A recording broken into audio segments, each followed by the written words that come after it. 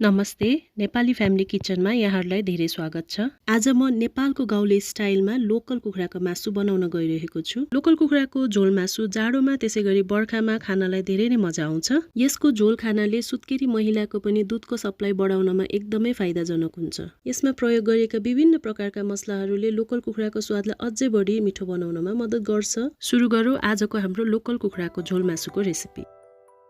यहाँ मैले एउटा सिङ्गो कुखुरालाई हाम्रो घरमै तयार गरेर लिएको छु। मासु सबै तयार हुँदासम्म यो 1.5 केजीको छ। यसलाई पकाउनको लागि हामीलाई तोरीको तेल चाहिन्छ, अदुवाको पेस्ट, लसुनको पेस्ट, 2वटा ठुलो साइजको प्याजलाई मसिनो गरी काटेर लिएको छु, 3 देखि 4वटा मिडियम साइजको काटेको टमाटर, 1 मुठी काटेको हरियो लसुन र प्याज, 1 मुठी हरियो धनियाको पत्ता, 12 मसला मैले लिएको छु। सबै किसिमको मसला एउटा दुईटा गरेर मैले लिएको छु। यसको डिटेल चाहिँ डिस्क्रिप्सन बक्समा हेर्नु होला। चिकन स्टकको क्युबलाई मैले लिएको छु, गरम मसलाको पाउडर, जिरा धनियाको पाउडर, ज्वानो, नुन, बेसार, चिकन मसला। यति सबै सामग्रीहरू तयार भइसकेपछि अब हामी यसलाई पकाउन गइरहेका छौँ। मासु चाहिँ एकदमै सफासँग पखालिएको हुनुपर्छ। अब मैले हिट अन गरेर त्यसमा प्रेसर कुकर बसाले, 4 चम्ची जति तोरीको तेल हाले।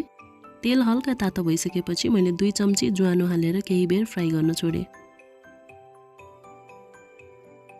त्यसपछि अघि हामीले लिएको सबै 12 मसलालाई त्यही तेलमा हालेर हल्का फ्राई गर्दैछु। केही बेरपछि हामीले काटेको प्याजलाई हालेर मजाले चलाउनु पर्छ। प्याज लाइट ब्राउन भएर फ्राई भइसकेपछि त्यसमा हामीले मासुलाई हाल्नुपर्छ।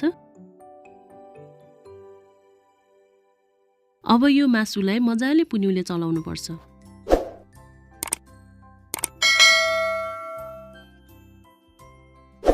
त्यसपछि केही बेर प्रेसर कुकरको बिर्को लगाएर पाक्नलाई छोडिदिनु पर्छ। केही बेर पाकेर प्रेसर कुकरको बिर्को निकालिसकेपछि हामी हेर्न सक्छौँ यसबाट पानी निस्किन थालेको छ।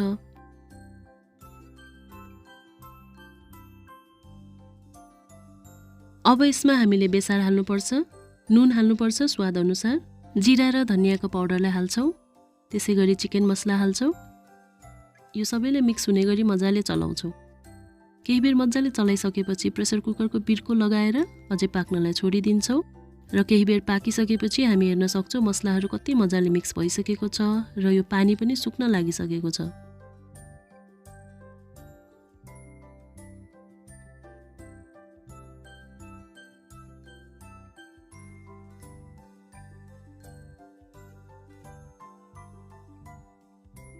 अब यसमा हामीले काटेको लसुन र प्याजको पत्तालाई हाल्नुपर्छ, अदुवाको पेस्ट, लसुनको पेस्ट। यो सबैले मजाले लाग्ने गरी मिक्स गर्छौँ। हेर्नुस् त पानी धेरै सुकिसकेको छ। अब यसबाट तेल निस्किन लागिसकेको छ। यसपछि हामी हाल्छौँ काटेको टमाटर, सबैलाई मजाले चलाउनु पर्छ। यसपछि अब हामी चिकन स्टक क्युबलाई हाल्छौँ र यो सबैलाई फेरि मजाले चलाउँछौँ।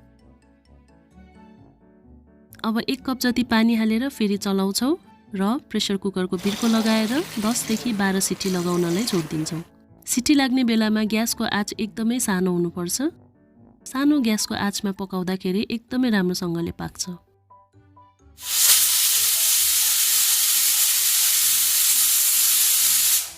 अब केही बेर सिटी लागेर सेलाइसकेपछि हामी प्रेसर कुकरको बिर्को निकाल्छौँ। हेर्नुस् त यो लोकल कुखुराको मासु कति मजाले पाकिसकेको छ। अब यसमा अघि हामीले लिएको गरम मसलालाई हालौँ र हामी कति झोल खान्छौँ त्यही अनुसारले हामीले पानी थप्नुपर्छ र त्यसलाई केही बेर उमाल्न छोडिदिनुपर्छ। झोल उम्लिसकेपछि मैले 1 मुठी धनियाको पत्तालाई हालेँ।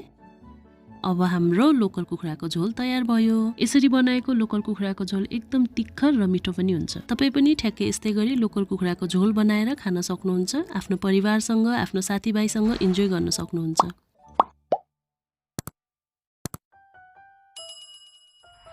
मैले यो पाकेको मासुलाई एउटा सर्भिङ बाउलमा खनाइसकेको छु। त्यसपछि मैले फेरि थोरै धनिया र कसुरी मेथी हालेर यसलाई गार्निसिङ गरेँ। भिडियोलाई अन्तिमसम्म हेर्नुभएको लागि धेरै धेरै धन्यवाद। तपाईलाई हाम्रो भिडियो कस्तो लाग्यो? भिडियो मन परेमा लाइक, शेयर अनि सब्स्क्राइब गर्न नभुल्नुहोला। साथसाथै नेपाली फ्यामिली किचनको फेसबुक, इन्स्टा तथा टिकटक पेजलाई पनि फलो गर्नुहोला। यस्तै छिटो छिटो अनि मिठो मिठो रेसिपी लिएर म अरू पनि भिडियो लिएर आउने नै छु। आजलाई यति नै। By by.